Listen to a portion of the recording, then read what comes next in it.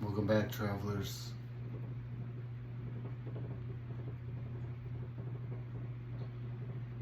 This video is about the effectiveness of a groin attack.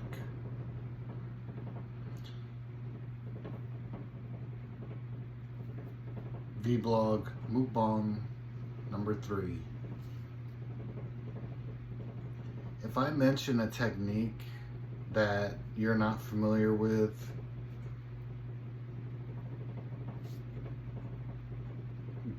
put it in your YouTube search engine and learn that technique. I want you to have the opportunity. This is an opportunity for you to learn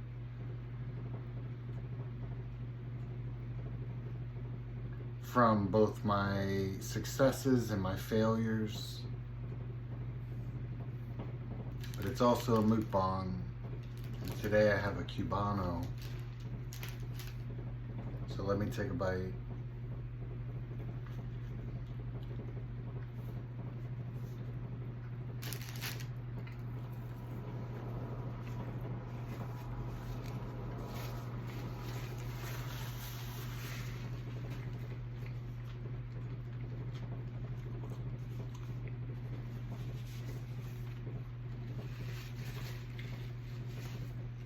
It's good.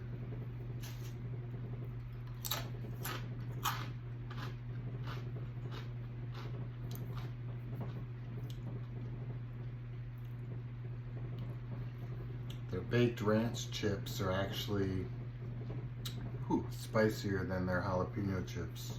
Interesting.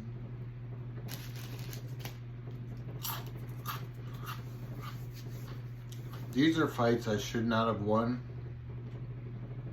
at the time that I was fighting them, yet I did because of a groin attack.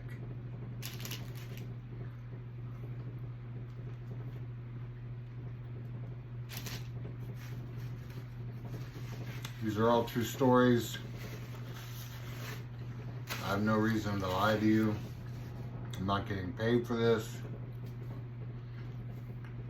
I no longer accept students. And I will share my failures with you as quickly as I will my successes. I just hope you learn from them.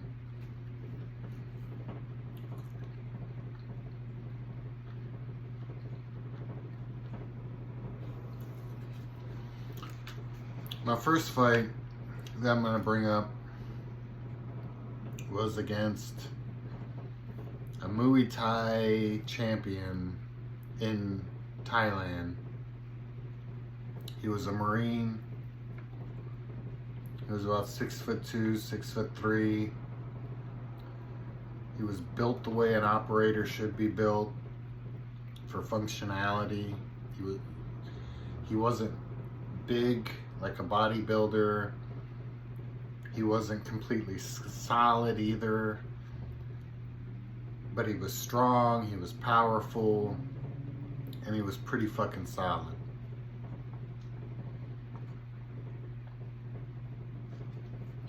And the fight started out with me doing what I do to bait fighters. I am extremely fast. I'm faster than probably 98% of human beings on planet Earth. My short twitch muscle fibers. I can move before you can realize I moved. I can hit you before and pull back to a safe spot before you realize you got hit, before the pain registers in your brain. I'm very fast, very quick. My reflexes are sharp. And I did with this Thai fighter, this Thai champion, what I did with all fighters at the time in my early to mid 20s. I baited him with strikes. And I would bait people with strikes to get them to attack so that I could counter strike faster than their strike would land. But this was all bait. This was all pissing them off, hurting them enough to get them to want to grab a hold of me and control me.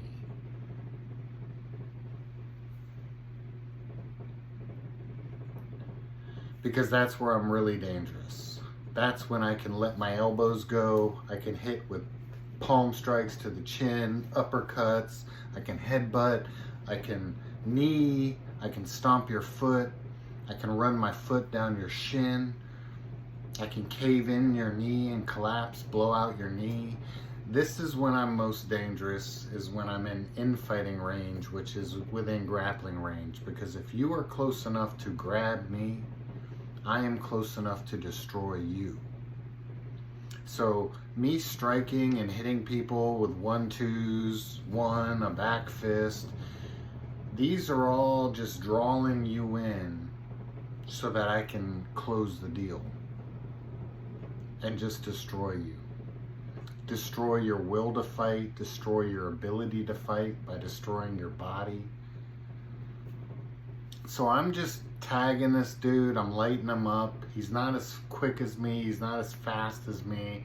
My attacks aren't really hurting him, they're just really pissing him off.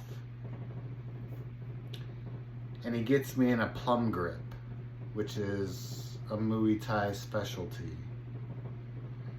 Now, I had been studying Muay Thai at this time for about a year and a half.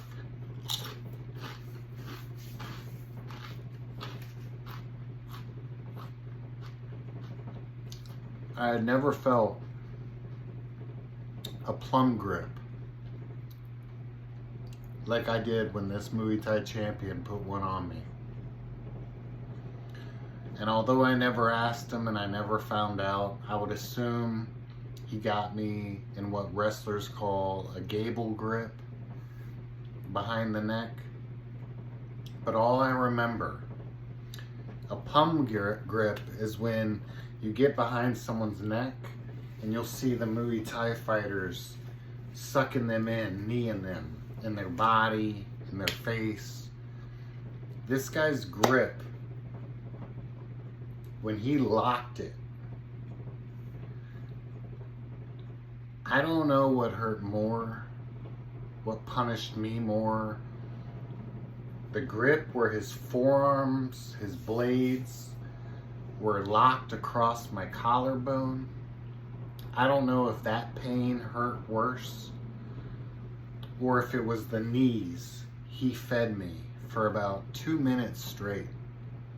2 to 3 minutes straight. I would say about 2 minutes straight, because for about a minute I was dancing around him, lighting him up as a boxer,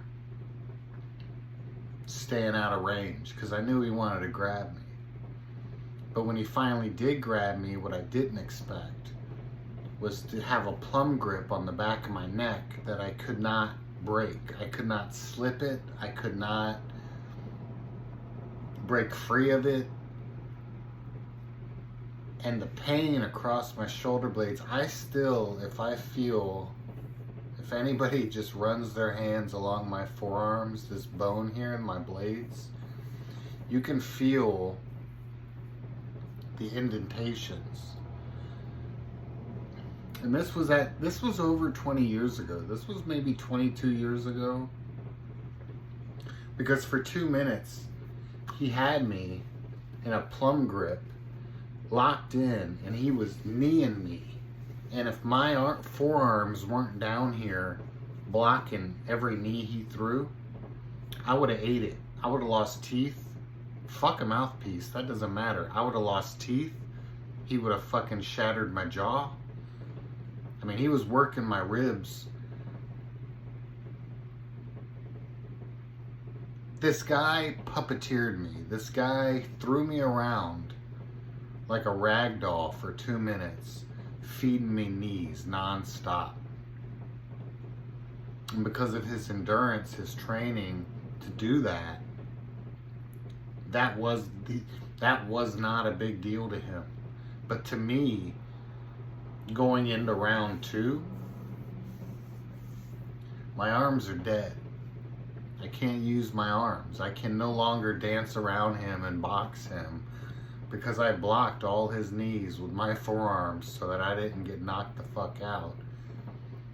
My arms are gone. They're done. And so I had to leave him I'd hug my elbows. I hugged my elbows into my ribs, and I let my arms just kind of hang low. And I was kind of suckering, I say I was suckering him in to come back in and try it again, but I wasn't suckering him in.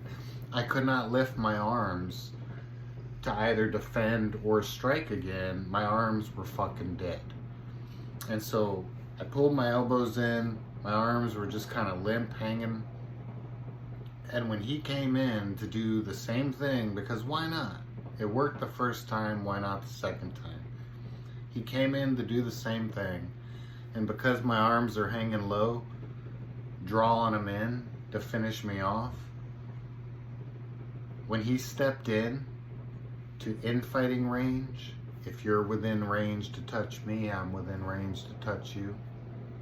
I reached underneath. When he stepped in to grip me and suck me in, I reached underneath, I grabbed him by his fucking ball sack, and I squeezed. Now at this point, I'm a Hapkido master. At this point, I worked at a rock climbing gym. I had my grip strength. I squeezed his fucking balls. And this guy that outweighed me by 50, 60 pounds, he had about 3 inches on me. I fucking squeezed his nutsacks. He jumped. He sprang off the ground and jumped in the air. And all I did was extend my elbow. I did not have the use of my arm to where I could do something powerful. I did not. But when I squeezed his nutsack, he jumped off the ground. I just extended my elbow, put my arm to his chest, guided him, and when he hit this peak, I just fucking let go. And he hit the ground on the side of his neck and his shoulder, and he fucking folded like a piece of paper. And it was over. I only won that match because I attacked his groin. There was a Gulf era, 1990s, first Iraq War era Navy SEAL that trained, and he was much more interested in Brazilian Jiu-Jitsu.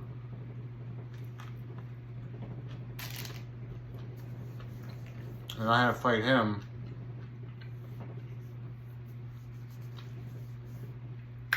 Right off the whistle. As soon as that bell rang, I snapped a Jeet Kune Do front snap kick to the groin.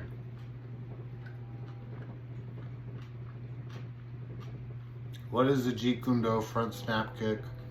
You lift your knee up and you kind of snap your leg forward, right? Now when you hit the nuts, you're hitting it with the flat part of your foot. When you snap that kick,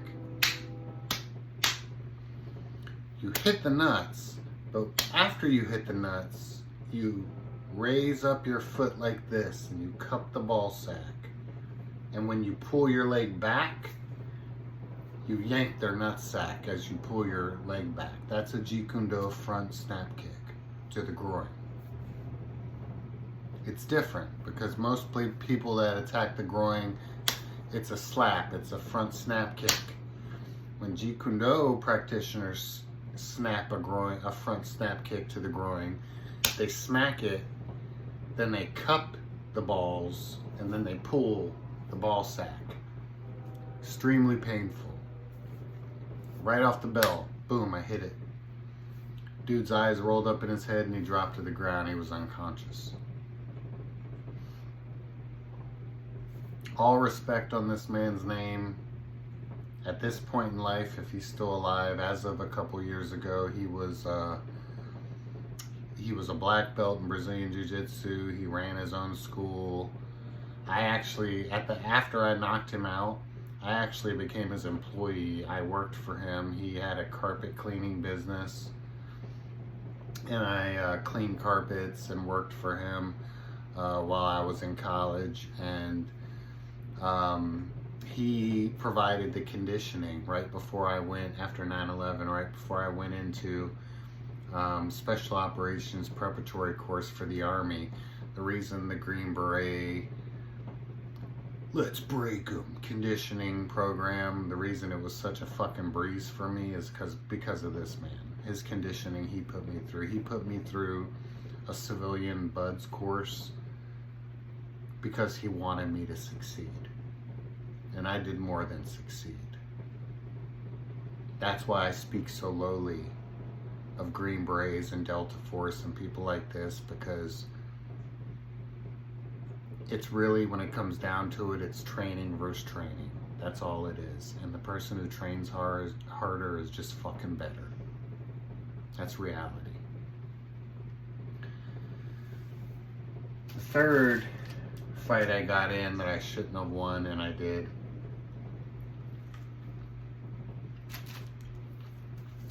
He was an 8th degree, so he's pretty much like a grandmaster. He was an 8th degree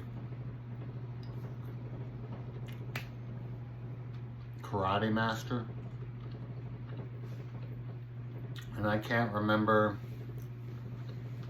what form of karate he was a master of, but I could tell that he was used to school life. He had been teaching kids and people in a dojo so long that he was soft at the core. I could tell that he had been sitting on his laurels for a long time. And I don't know if this was his comeback moment. I don't know what it was supposed to be. But once the bell rang, I'm doing what I do. I'm circling him, hitting him at different angles, lighting him up, taunting him, getting him to come in, step in, get into my game. And he tried this spinning, I don't know if it was supposed to be just a spin kick, if it was like a spinning hook kick. I don't know what he was attempting to do because it never landed. The moment he stepped across my body, as a black belt in Shaolin Kung Fu, as a 2nd degree black belt in Kempo Karate, as a black belt level in Taekwondo, and a master of Hapkido, I already knew what he was doing. He didn't even have time to spin his body. I knew the moment he crossed his body, stepped across my body, I knew what he was going to do. I didn't know what was coming, but I knew that it was going to be a spinning kick or a spinning back fist. And I stepped right in. The moment he crossed my body and he started to turn, I stepped right in. I reached underneath. I had one hand on his gi, the back neck of his gi, and I grabbed his balls by the other. And just like the Thai guy, he jumped. And the moment he jumped, I turned my body and I just fucking power slammed this dude on the fucking mat. Done. 8th degree grandmaster karate. There was a Brazilian jiu-jitsu guy.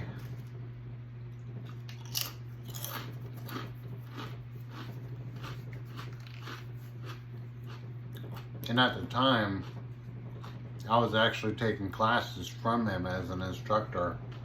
And yes, he did do the Valley Tudo with us. At least today he did.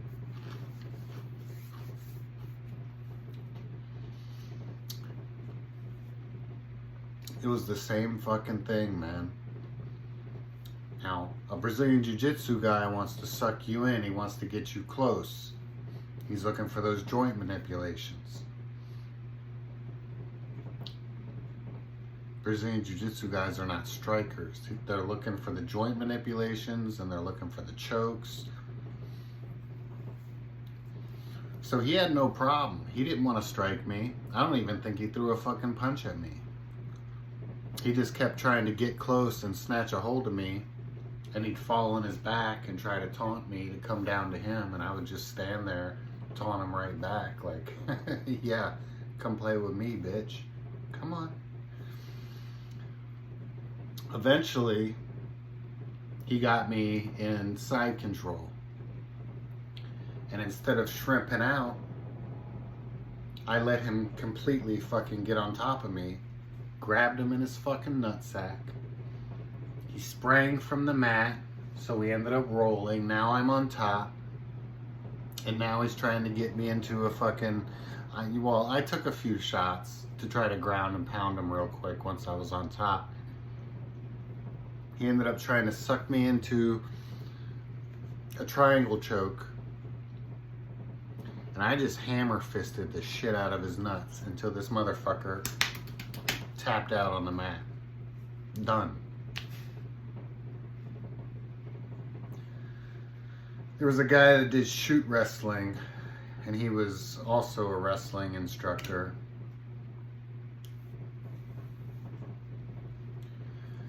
I did with him what I did with the SEAL, and right off the fucking bell, I hit him with a Jeet Kune Do groin attack, groin kick. He dropped to his knees, and he never once got back on his feet. We fought for about 2 rounds after that.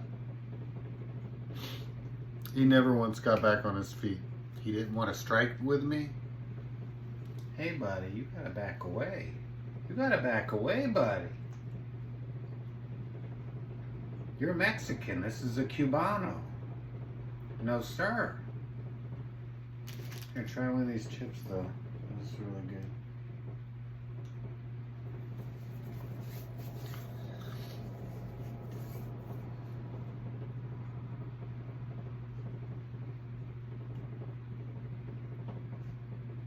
Oh yeah, he never... I'll finish the story to honor his name, because he should have won that. He never got back to his feet. If you're a wrestler, you know what I'm saying, but he stayed on his knees, and he would kind of put his arm out on the mat, and he would hop around the mat and take shots. He was trying to snatch up an ankle, snatch up a single leg from me for the next couple minutes. I just kept diving back, throwing my hips back, and as I came down, I would just fucking hammer him in the fucking face. Then the next round came around. He didn't even stand up. Like, the moment the bell rang, he dropped straight to his knees, and he was just looking low, trying to snatch up my legs. And he ended up getting me. He really should have won this. I was unconscious. He ended up getting me, and he had me in a choke, and when he did, I went to sleep. Like, within the first 10-15 seconds, I was unconscious.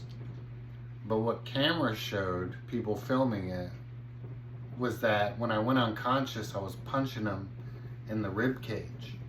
And when I fell unconscious, my body just kept punching him in the rib cage. It wouldn't stop. So the ref did not realize I'm unconscious, and he just let it go for about 2.5 minutes through the second round.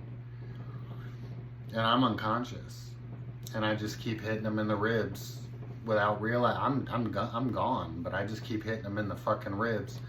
And this dude, I guess he gets so fucking tired of strangling me to death, he releases it, and he backs up, and he's still thinking I'm conscious, so he doesn't want to get back to his feet. He just backs up waiting for me. But when he let go of me, I just fucking hit the ground, and I'm punching the mat now. And a couple seconds later, I start to wake up. And when I wake up, I see him fucking bull rushing me on the fucking ground. And we literally butt heads, which really snaps me awake. And from this point, it's just this fucking scramble to a decision. It was nothing fantastic. I just didn't want to, like, stop the fight without putting respect on his name. But from that initial groin kick, motherfucker's game plan was done. Like, if he wasn't going to be able to fight in his realm, he wasn't going to go near me. The groin kick is an attack that always works. It is a point that you cannot build up muscle. You cannot just be tough. It's like the neck. You hit somebody on the carotid artery, it cuts off blood circulation to the brain, and the whole body shuts down out of shock. You hit someone in the back of the neck, you're hitting the fucking central nervous system stem, and the entire body shuts down. You hit someone in the temple, the entire body shuts down. You hit somebody in the groin, it's like kicking someone in the vagina, man. Or kicking someone straight up the asshole. You're going to feel it. It's going to affect you. And you're not going to recover from that. So my master's analysis on the groin kick is that it is one of the most, if not the most, effective techniques to defend your life against an attacker. Thanks for your time.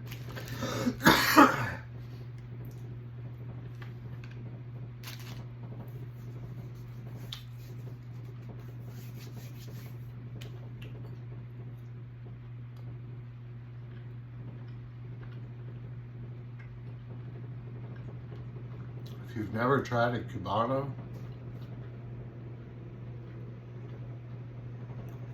you should.